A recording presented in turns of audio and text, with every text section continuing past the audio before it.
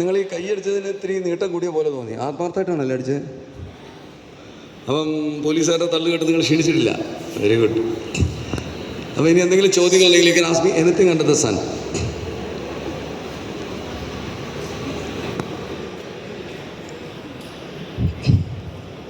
പേര് പറയണേ, ഞാനൊന്ന് പരിചയപ്പെടണമല്ലോ എനിക്ക്.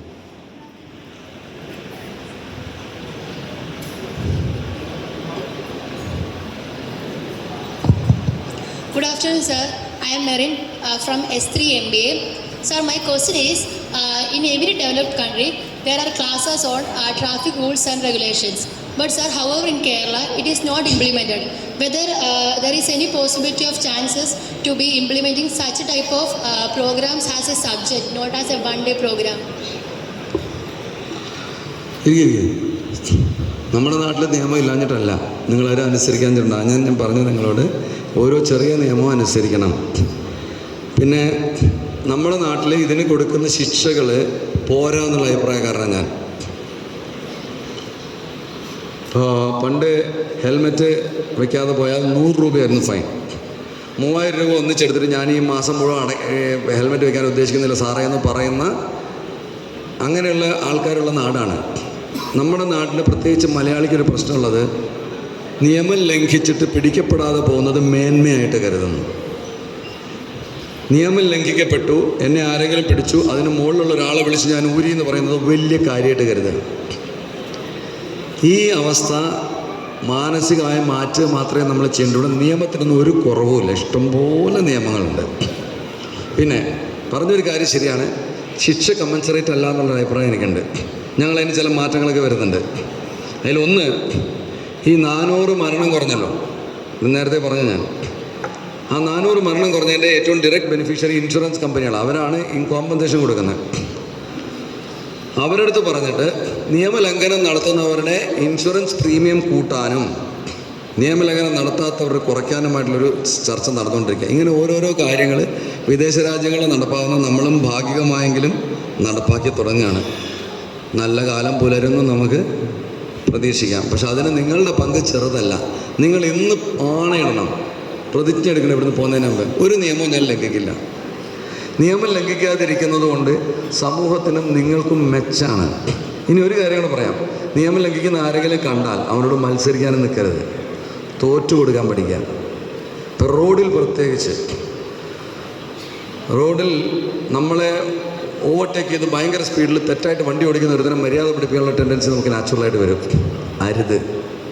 വീണ്ടും ഞാൻ പറയുന്ന മാനുഷാത, നിങ്ങളത് ഞങ്ങളുടെ അടുത്ത് റിപ്പോർട്ട് ചെയ്യുക, പോലീസിൻ്റെ അടുത്ത് റിപ്പോർട്ട് ചെയ്യുക. അപ്പോൾ നിങ്ങൾ ചോദിക്കും, പോലീസിൻ്റെ അടുത്ത് നിങ്ങളത് റിപ്പോർട്ട് ചെയ്തെല്ലാം നടക്കൂല. നടക്കുന്നിടത്തോളം നടക്കട്ടെ, പതുക്കെ പതുക്കെ നമുക്ക് നേരാക്കിയെടുക്കാം. അങ്ങനെയുള്ളൊരു ആറ്റിറ്റ്യൂഡ് ജനങ്ങൾ കൊണ്ടുവന്നു കഴിഞ്ഞാൽ ഈ നിയമത്തിന് മാറ്റം വരും. നിയമത്തിനല്ല, ഈ പരിതസ്ഥിതിക്ക് മാറ്റം വരും. നിയമം ആവശ്യത്തിൽ കൂടുതലുണ്ട്. മെറിൻ വിചാരിക്കുന്നതിനേക്കാളും കൂടുതൽ നിയമങ്ങൾ ഈ നാട്ടിലുണ്ട്. Yes, next question. Anha Shahas from Evershine residential school.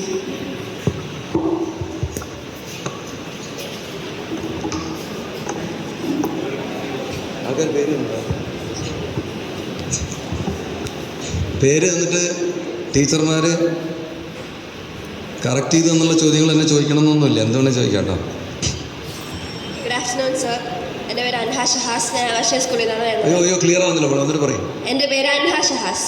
ഞാൻ എവർഷൈൻ സ്കൂളിൽ നിന്നാണ് വരുന്നത്. സാർ ഒരുപാട് ടീമുകളിൽ വർക്ക് ചെയ്തിട്ടുള്ളതല്ലേ, കണ്ണൂർ സ്ക്വാഡ് പോലൊക്കെ ഉള്ളത്.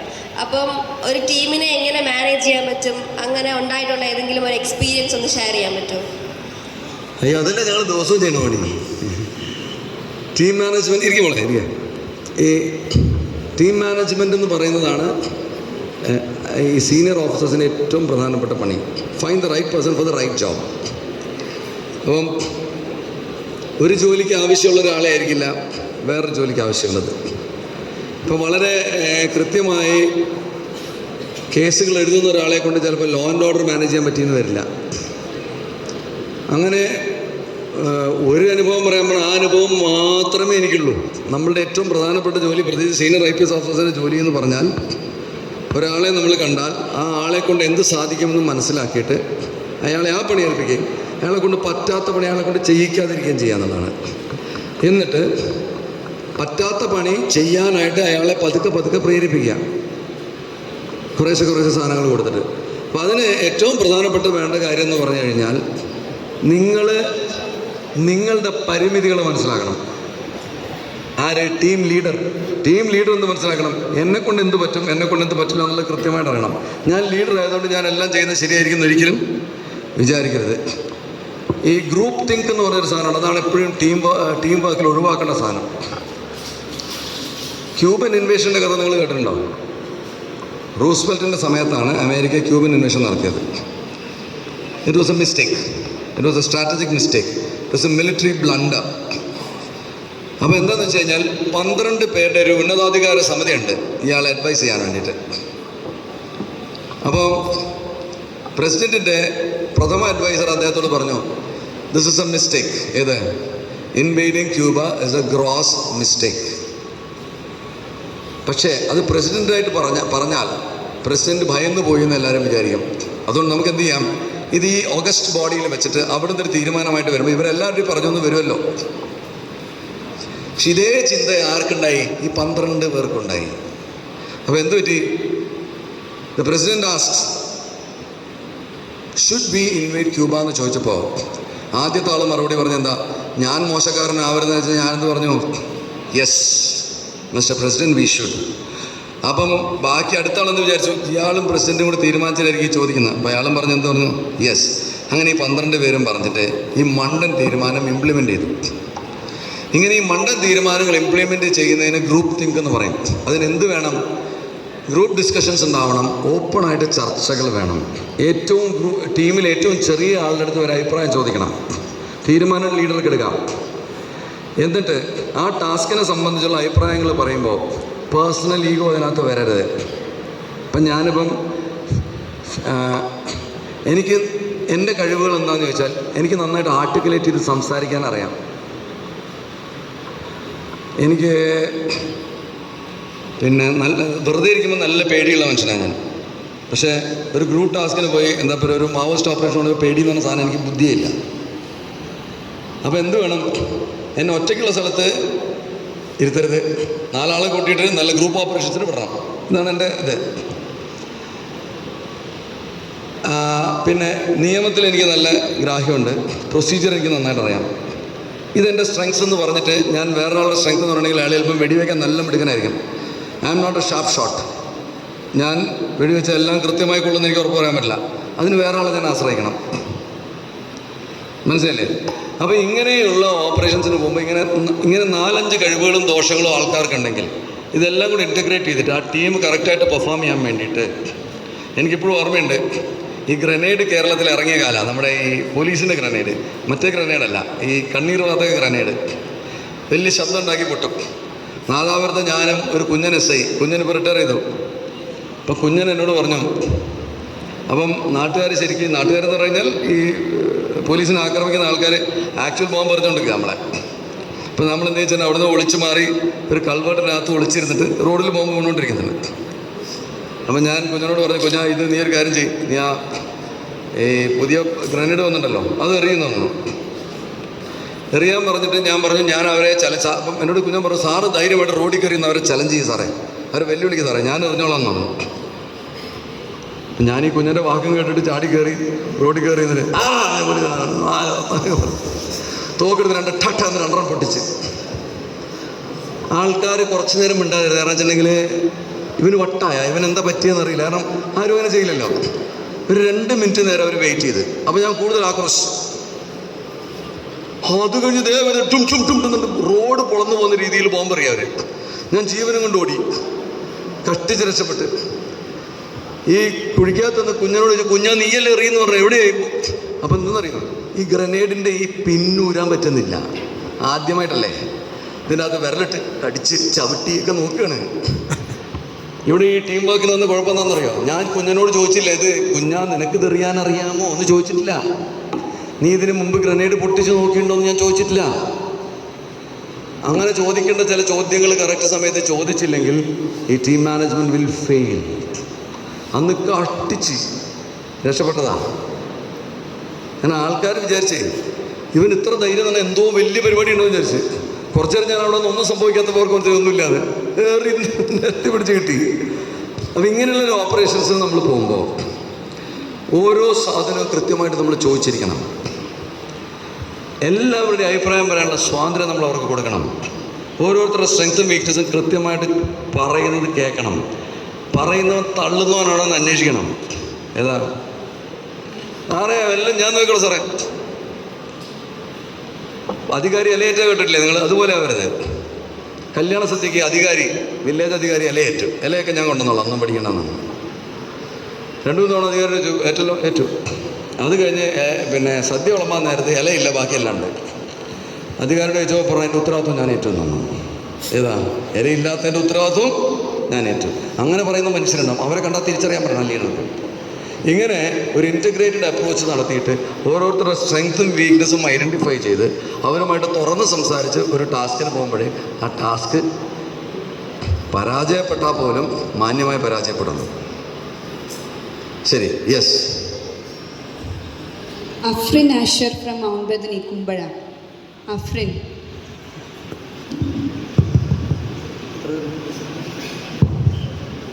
A very warm good morning, sir. I am Afrin Asher from Mount Bethany Public School, Kumbara. Okay, so I've been really curious about this one question. Okay, so I once happened to see a video of this police officer, a very respected one. So he told that he happened to solve a case using a paranormal investigation and all. So it was like a boy told him about it, and the boy talked in a very different voice. Okay, so that my question is, have you ever happened to get involved in a paranormal case, or like have you ever happened to investigate a case that involves... മനസ്സിലായി, ആളെ മനസ്സിലായില്ല, മനസ്സിലായി. It has never happened to me. Have you ever happened... It has never happened to me. There's been no paranormal interventions in my investigation. Of course, I've prayed for success, of course. When I go for a case, many a time what happens is that, the same set of facts, any case investigation involves a lot of facts compiled together. And you might be drawing a lot of conclusions from those facts. Realigning the same facts again and again, different permutations and combinations might many a time bring out a new fact which would lead to the solution of that case. But there has never ever been any paranormal intervention in my personal investigations. Maybe I don't know about him. Might be true with regard to what he said. പിന്നെ ഒരു രസകരമായ സംഭവം ഉണ്ടാകുന്നത് എനിക്ക് ഓർമ്മിക്കാതിരിക്കാൻ പറ്റുന്നില്ല. There was a murder case, വളരെ പ്രസിദ്ധമായൊരു murder case ഉണ്ടായിരുന്നു ആലപ്പുഴയിൽ. ജലജ മർഡർ കേസ് എന്ന് പറഞ്ഞിട്ട് മർഡർ കേസ്. ജലജ എന്ന് പറഞ്ഞ സ്ത്രീയെ കൊന്ന കേസായിരുന്നു. അത് 3-4 കൊല്ലം അന്വേഷിച്ചിട്ട് തെളിവൊന്നും കിട്ടാതായിട്ട് ഞാനൊരു പുതിയ ടീമിനുണ്ടാക്കി, ഇതുവരെ ഇല്ലാത്തൊരു ടീമിന്. അതിൻ്റെ ഗുണം എന്താണെന്ന് വെച്ച് കഴിഞ്ഞാൽ പുതിയ ആൾക്കാർ വന്നാൽ ഇത് start a fresh, the thinking would be a fresh. The same facts when analyzed by a different set of people, it would give different conclusions. അങ്ങനെ ഒരു പുതിയ ടീം വന്നു. അവർ അവസാനം we crack the case, we found the അക്യൂസിനെ കിട്ടി. ഈ അക്യൂസിനെയും കൊണ്ട് തെളിവെടുപ്പിന് വേണ്ടി ആ വീട്ടിൽ പോയി. ആ വീട് കുറേ കാലമായിട്ട് അടച്ചിട്ടിരിക്കുകയായിരുന്നു. ഞാൻ ആ വീട്ടിലൊരു ചുരുങ്ങിയതൊരു 50 മണിക്കൂറെങ്കിലും ആ വീടിനകത്ത് ചിലവഴിച്ചിട്ട് ഞാൻ ഒറ്റയ്ക്കും കൂട്ടായിട്ടൊക്കെ ഇതിൻ്റെ കാര്യങ്ങൾ ആലോചിക്കാനും എന്താ സംഭവിച്ചതെന്ന് ഇങ്ങനെ കണ്ടുപിടിക്കാനൊക്കെ ആയിട്ട് വേണ്ടിയിട്ട്. അപ്പോഴൊന്നും ഉണ്ടാവാത്ത രസകരമായൊരു സംഭവം അന്നുണ്ടായി. അവിടെ ഒരു ഗോണിയുണ്ട് മുകളിലേക്ക്, ഫസ്റ്റ് ഫ്ലോറിലേക്ക് കയറാൻ. ഞങ്ങൾ അകത്തോട്ട് കയറുന്നു ഈ പ്രതിയെ കൊണ്ട്. ആ പടിയുടെ മുകളിൽ വെച്ചിരുന്ന ഈ ജപ്പാൻ ബ്ലാക്ക് എന്ന് പറഞ്ഞ സാധനമുണ്ട്, ഈ കറുത്ത കരി ഓയിൽ, അത് താനേ മറിഞ്ഞ് ഈ പ്രതിയുടെ മുകളിൽ മാത്രം വേണം. ഞാൻ പറഞ്ഞ മനസ്സിലായില്ലേ? അപ്പം അവിടെ നിന്നിരുന്ന പോലീസ് ഉദ്യോഗസ്ഥരും ഈ മരിച്ച സ്ത്രീയുടെ ബന്ധുക്കളൊക്കെ പറഞ്ഞു അവർക്ക് സഹിച്ചിട്ടില്ല അവൻ വീണ്ടും വീട്ടിൽ കയറിയതെന്ന് പറഞ്ഞു. അതിൻ്റെ അത്ഭുതകരമായ സംഗതി എന്തായിരുന്നു വെച്ച് കഴിഞ്ഞാൽ അവിടെ ഒരു എലിയില്ല, ഒരു പൂച്ചയില്ല ചാടാൻ, ഒന്നുമില്ല. വെറുതെ ഇങ്ങനെ ഇരിക്കുന്നൊരു സാധനം താനേ മറിഞ്ഞു വീണെന്ന് മാത്രമല്ല, ഞങ്ങൾക്കെല്ലാം ഒഴിഞ്ഞു മാറാൻ സമയം കിട്ടി. കൃത്യം ഇവൻ്റെ ഈ പ്രതിയുടെ മേത്ത് മാത്രം ആ കരിവായിൽ വീഴുകയും തുടർന്ന് 1 വർഷത്തിനുള്ളിൽ ആ പ്രതി ആത്മഹത്യം ചെയ്തു. ഇത് പാരനോർമലാണോ എക്സ്ട്രാ ടെറസ്ട്രിയൽ ആണെന്നൊന്നും എനിക്കറിയില്ല. എനിക്കുണ്ടായിട്ടുള്ള ഏറ്റവും വലിയ അനുഭവം അതാണ്. കേസ് തെളിയിക്കാനായിട്ട് നമ്മൾ കഠിനാധ്വാനം ചെയ്ത് തന്നെ പറ്റുള്ളൂ. എനിക്കിതുവരെ ഞാൻ ചിലപ്പോൾ ഞാൻ പ്രാർത്ഥിക്കുന്ന ചില ക്ഷേത്രങ്ങളിലോ പള്ളികളിലൊക്കെ പോയിട്ട് ഞാൻ ചിലപ്പോൾ പ്രാർത്ഥിച്ചിട്ട് ഇവിടെ ഒരു പള്ളിയുണ്ട്, മട്ടാഞ്ചേരിയിൽ ഒരു കുര്യച്ചൻ, നിങ്ങൾ കണ്ടിട്ടുണ്ടോ അറിയില്ല. കുര്യച്ചന് 10 റുപ്യ വേണ്ടു. എന്ത് കാണാതെ പോയാലും എന്ത് കിട്ടിയില്ലെങ്കിലും എന്തിന് ഉത്തരം കിട്ടണമെങ്കിലും കുര്യച്ചനോട് പറഞ്ഞാൽ കിട്ടും. ആ കുര്യച്ചനടുത്ത് പോയി ഞാൻ ചെയ്യാറുണ്ട്. അതുമാതിരി ഖ്വാജ മൊയ്നുദ്ദീൻ ചിസ്തിയുടെ ഒരു പള്ളിയുണ്ട് അങ്ങ്, അതിലെനിക്ക് വലിയ വിശ്വാസങ്ങളാണ്. പിന്നെ ഞാനീ പറയുന്ന കുറേ അമ്പലങ്ങളിലൊക്കെ ഞാൻ പോകാറുണ്ട്. അവിടെയൊക്കെ പോകുമ്പോൾ ഞാൻ പ്രാർത്ഥിക്കും, എനിക്ക് എൻ്റെ കരങ്ങൾക്ക് ശക്തി തരണം, ഹംകോ മൻക്ക് ശക്തി തേന. നേരത്തെ ഈ കേദാർ രാഗത്തിൽ ഇവിടെ പാടി എന്ന് ഞാൻ പറഞ്ഞില്ലേ, അതിൻ്റെ ഹിന്ദി വെർഷനാണ് ഹംകോ മൻകി ശക്തി തേന. ആ സാധനം അതിങ്ങനെ പറയും. അങ്ങനെ എന്തെങ്കിലും കിട്ടിയിട്ടുണ്ടോ എന്നുള്ളത് എനിക്കറിയില്ല. അല്ലാതെ as you ask me, I have never had any kind of paranormal interventions with helping me decide the case. So next. So one last question from Adil Muhammad Rafi, Bhavans Vidya Mandir. Adil. Hello sir, I'm Adil from Bhavans Vidya Mandir. So sir, I have a question. So my question is, as an IPS officer, what challenges do you encounter in enforcing rules, and how can our communities collaborate and help overcoming these challenges? അതിന് തുടക്കത്തിൽ തന്നെ ഞാൻ പറഞ്ഞതാ, you should ensure that none of you will ever violate any law, number one. And as an IPS officer, there are multifarious challenges that you face. When I was given the prospect, I am one of the very rare people who opt for civil services, giving IPS as the first choice. Normally IASM, IFS ഒക്കെയാണ് എല്ലാവരും first choice കൊടുക്കുക എൻ്റെ സർവീസിൻ്റെ ലിസ്റ്റിൽ. I had chosen IPS as my first choice. When I chose IPS, when I wrote down my options for the civil services exam, my mind was filled with the glamorous part of policing, where people respect you, everybody salutes you, you have a vehicle with the lights and all that. This is what actually charmed me. But when I got into the service, I realized that there was much more to the service than all this. There's a lot of responsibility which goes along with it, and it's very, very challenging, of course. And the most important challenge is that when people think that they don't have to obey the law and they can get away with it. ഞാൻ നിങ്ങളോട് നേരത്തെ പറഞ്ഞല്ലോ, ഒരു നിയമം ലംഘിക്കുന്നതിനകത്ത് എൻ്റെ മേന്മ കിടക്കുന്നു എന്ന് വിചാരിക്കുന്നൊരു സമൂഹം. അങ്ങനെയല്ല, യാഥാർത്ഥ്യം അങ്ങനെയല്ല. നിയമം അനുസരിക്കുന്നിടത്താണ് ഒരു സമൂഹത്തിൻ്റെ ഉന്നമനം കിടക്കുന്നത്, ഉയർച്ച കിടക്കുന്നത്. സമൂഹത്തിലെ സിസ്റ്റത്തിനോട് തോറ്റു കൊടുക്കുന്നതിലാണ് നമ്മുടെ വിജയമെന്ന് തിരിച്ചറിയുന്നൊരു സമൂഹം നമുക്കുണ്ടാവണം. അതിൽ നിങ്ങൾക്ക് മാത്രമേ ചെയ്യാൻ പറ്റുള്ളൂ. You are the people, you are the young ones, you are the youngsters, you are the creme la creme of the society, you are the people who are actually thinking that you can change the world. So you can make a lot of difference by abiding by the law. ഇന്ന് മുതൽ ഒരു നിയമം പോലും തെറ്റിക്കില്ല എന്ന് നിർബന്ധം പിടിക്കണം. നിയമം തെറ്റിച്ചിട്ട് മേന്മ കിട്ടുന്ന ആൾക്കാർ നേടിക്കോട്ടെ എന്ന് വിചാരിക്കണം. നമ്മളെ ഒരാൾ തല്ലിയാൽ ആ തല്ലിന് നിയമപരമായിട്ടുള്ള പരിഹാരം മാത്രം മതി എന്ന് തീരുമാനിക്കണം. അല്ലെങ്കിൽ നിങ്ങൾക്ക് അതുപോലെ ക്ഷതം പറ്റുന്ന ഉറപ്പാണ്. ഒരു ആളുകൾ വെട്ടാൻ നിന്ന് കഴിഞ്ഞിട്ടുണ്ടെങ്കിൽ സാർ വെട്ടിക്കോ മോനെ എന്ന് പറയരുത്, അങ്ങനെയല്ല പറഞ്ഞത്. ഇപ്പം എൻ്റെ ഒരു അനുഭവം ഞാൻ നിങ്ങൾ പറയാം. ഞാൻ DIG ആയിരുന്നപ്പം അന്ന് ഇപ്പം എന്നെ കണ്ടാൽ കുറേ കൂടെ ആൾക്കാർ തിരിച്ചറിയും. അന്ന് എന്നെ ആൾക്കാർക്ക് അറിയില്ല. കലൂർ ജംഗ്ഷനിൽ നിർത്തിയിട്ടിരുന്നൊരു വാഹനത്തിൽ ഞാൻ ഇരിക്കുമ്പോൾ ഒരു ബൈക്ക് ഇടത്തോടെ, എല്ലാ ബൈക്കുകാരുടെയും പരിപാടി എന്താ, മുമ്പിൽ കൂടെ നിർത്തും വണ്ടി. ട്രാഫിക് ജംഗ്ഷനിൽ എന്നെ നിർത്തിയിട്ടിരിക്കുന്ന വണ്ടിയുടെ ഇടതുകൂടെ എടുത്തിട്ട് അവൻ്റെ ഫുട് റെസ്റ്റ് എൻ്റെ വണ്ടിയുടെ മഡ് ഗാർഡ് തട്ടി ഇളക്കി. പ്രൈവറ്റ് വണ്ടിയായിരുന്നു, എൻ്റെ അയൽക്കാരൻ്റെ വണ്ടിയാണ്. അപ്പോൾ അയാൾക്ക് മനസ്സിലായി I-20 വണ്ടിയാണെന്ന്. നല്ല പൈസ ചിലവാവേണ്ടി വരുന്ന അവന് മനസ്സിലായെന്ന് തോന്നുന്നു. വണ്ടി സ്റ്റാൻഡിലിട്ടിട്ട് വന്നിട്ട് എൻ്റെ ബോണറ്റ് 2 അടി, എന്നെ നല്ല തെറി. ശരിക്ക് ഹ്യൂമൻ ഇൻസ്റ്റിങ്ക്റ്റ് അനുസരിച്ച് റെസ്പോണ്ട് ചെയ്താൽ ഞാൻ ചെയ്യേണ്ടിയിരുന്നത് എൻ്റെ റെട്രിബ്യൂട്ടീവ് ഇൻസ്റ്റിങ്ക്റ്റ് അനുസരിച്ച് ഇറങ്ങി 2 പൊട്ടിക്കുക വേണ്ടത്.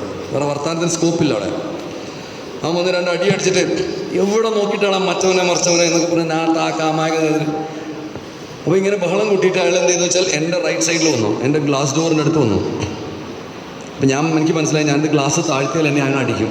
എൻ്റെ ഗ്ലാസ് താഴ്ത്തിയില്ല. അപ്പം അവിടെ വന്നിട്ട് എൻ്റെ ഗ്ലാസ്സിൽ അടിച്ചുകൊണ്ട് വീണ്ടും ബഹളം കൂട്ടുമ്പോൾ കണ്ടു നിന്ന ആൾക്കാർ ചോദിച്ചു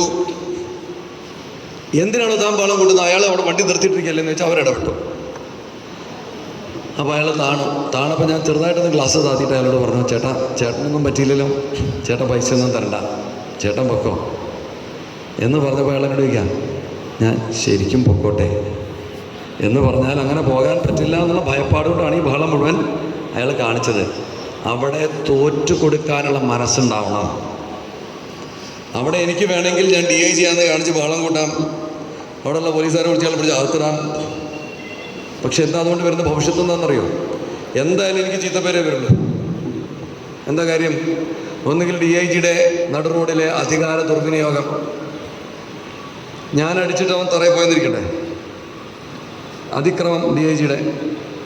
ഇനി ഞാൻ അടിക്കാൻ ചെന്നപ്പോൾ അവൻ എന്നെക്കാളും എടുക്കാനായിട്ട് എനിക്കൊരെണ്ണം തന്ന് ഞാനാണ് തറയിൽ പോകുന്നതെന്നിരിക്കട്ടെ, കേരള പോലീസിന് മൊത്തത്തിൽ അടി കിട്ടി. DIG അടി വാങ്ങിയില്ലേ? എന്തായാലും തോറ്റ്. അപ്പോൾ എന്തായാലും തോൽവിയേ ഉള്ളൂ. റോഡിൽ നമുക്ക് ഒരിക്കലും വിജയിക്കാൻ പറ്റില്ല എന്നുള്ള തിരിച്ചറിവ് നമുക്ക് വേണം. ആ തിരിച്ചറിവുണ്ടാകുമ്പോൾ റോഡിലായാലും നിയമം ലംഘിക്കുന്ന ആരുടെ മുമ്പിലാണെങ്കിലും നമുക്ക് ക്ഷതം വരില്ല, അപമാനമേ വരുള്ളൂ എന്ന് ഉറപ്പുണ്ടെങ്കിൽ അപമാനം പോക്കറ്റിലിട്ടിട്ട് പൊക്കോള്, എന്നിട്ട് അതിന് നിയമപരമായ പരിഹാരം നോക്കാം. പക്ഷേ ഞാനിപ്പോൾ പറയണത് ഈ സിറ്റുവേഷൻ സെൽഫ് ഡിഫെൻസിന് വരുന്നില്ല കേട്ടോ. നിങ്ങളെ നാളെ ഒരാൾ വന്നിട്ട് നിങ്ങൾ 4 പേര് നിൽക്കുമ്പോൾ നിങ്ങളെല്ലാവരും വെടിവെച്ച് കൊല്ലാൻ വരികയാണെങ്കിൽ കൊന്നോളൂ സഹോദര, നിയമലംഘനത്തിന് ഞാൻ കൂട്ടു നിൽക്കുകയാണെന്ന് പറയാനല്ല പറഞ്ഞത്, അതല്ല ഉദ്ദേശം. അല്ലാതെ വരുന്ന എല്ലാ കാര്യങ്ങളും as far as possible abide by the law and avoid of fight. നിങ്ങൾ പലരെയും നമ്മൾ ചെറുപ്പത്തിൽ തൊട്ട് നമ്മൾ പ്രത്യേകിച്ച് ആൺകുട്ടികൾ, ഇത് ജെൻഡർ ബയസിൻ്റെ വേറൊരു വശമാണ്, ആൺകുട്ടികളെ പഠിപ്പിക്കുന്നത് എന്താണെന്നറിയാം? കാര്യത്തിൽ നീ ആണല്ലേടാ അത് ചോദിക്കുന്നത്, ഞാനാണാണ് അല്ലെങ്കിൽ പെണ്ണാണ്, പക്ഷെ അതിന് ഇവിടെ പ്രസക്തിയില്ല, എൻ്റെ ആണത്തെ കാണിക്കേണ്ട സ്ഥലം ഇവിടെ അല്ല എന്ന് പറയാനുള്ള ചങ്കൂറ്റം. എന്നോട് പണ്ട് എൻ്റെ കോളേജിൽ ഞാൻ പഠിക്കുമ്പോൾ ഏതോ കുറച്ച് ആൾക്കാർ വന്ന് എൻ്റെ അച്ഛനെ ചീത്ത പറഞ്ഞു. പിന്നെ കൂട്ടുകാർ ചോദിച്ചു, നീ നിൻ്റെ അച്ഛനെ വിളിച്ച് കേട്ടിട്ട് നീ മിണ്ടാണ്ട് നിന്നാ? അപ്പോൾ ഞാൻ മിണ്ടാണ്ട് നിന്നു. എന്തായാലും കുഴപ്പം എനിക്ക് മനസ്സിലായില്ല. എൻ്റെ അച്ഛനെ അവൻ പറഞ്ഞുകൊണ്ട് എൻ്റെ അച്ഛൻ അല്ലാണ്ടാവാൻ പോണില്ല, എൻ്റെ അച്ഛനൊന്നും സംഭവിക്കാൻ പോണില്ല. അതേസമയം ഞാനും അച്ഛനും കൂടി പോകുമ്പോൾ അച്ഛനെ കുത്തിക്കൊല്ലാൻ അടുത്ത് പോകാൻ വെച്ചാൽ that is a different issue altogether. അവിടെ ഐ മീൻ ബിസിനസ്. അതുമ്പോൾ എവിടെ ഇരിക്കുന്ന എൻ്റെ അച്ഛനെ വഴി കൂടെ പോകുന്ന ഏതൊരുത്തും എൻ്റെ അച്ഛൻ മറ്റവനാണെന്ന് ആയിക്കോട്ടെ സഹോദര, സന്തോഷം, ആയിക്കോട്ടെ, വിരോധമൊന്നുമില്ല, സീ യു ബൈ എന്ന് പറഞ്ഞാൽ എന്താ പറ്റും? ഒന്നും സംഭവിക്കാനില്ല. നിങ്ങൾ കൗഡ് ഓഫ് ദ കൗണ്ടി എന്ന് പറഞ്ഞൊരു പാട്ടുണ്ട് കെന്നി റോജേഴ്സിൻ്റെ, അതൊന്ന് കേൾക്കണം, ഗൂഗിളിൽ എടുത്ത് നോക്ക്, യൂട്യൂബിലുണ്ട്. Every one considering the crowd of the county. അപ്പം ഇയാളുടെ അച്ഛൻ ഒരു ക്രിമിനലായിട്ട് ജയിലിൽ കിടക്കാം. അയാൾ മകന് കൊടുക്കുന്ന ഒരു ഉപദേശം അത് നിങ്ങൾ എപ്പോഴും പഠിക്കാം. Promise me son not to do things I've done. Promise me son not to do things I've done. Walk away from trouble if you can. It won't mean you're weak if you turn the other cheek. I hope you're old enough to understand. Son, you don't have to fight to be a man. മനസ്സിലായോ? നമ്മളെ ചെറുപ്പം തൊട്ട് പഠിപ്പിക്കുന്നത് എന്താണെന്നറിയോ? അടിച്ച് നേടണമെന്നാ. അടിച്ച് നേടുന്നത് അത്ര വലിയൊരു ഇഷ്യൂനായിരിക്കണം, രാജ്യരക്ഷയ്ക്കാവാം. അല്ല, നിങ്ങളുടെ വ്യക്തിപരമായ വിജയത്തിന് വേണ്ടി ഒരിക്കലും അടിക്കരുത്, ജയിക്കരുത്, നിയമം ലംഘിക്കരുത്. ഞാൻ നിർത്തിക്കോട്ടെ, മണി 1 ആവാറായി. 12:30 നിർത്തണമെന്ന് വിചാരിച്ചതാണ്. പാട്ടല്ലേ ഇപ്പോൾ പാടിയത്?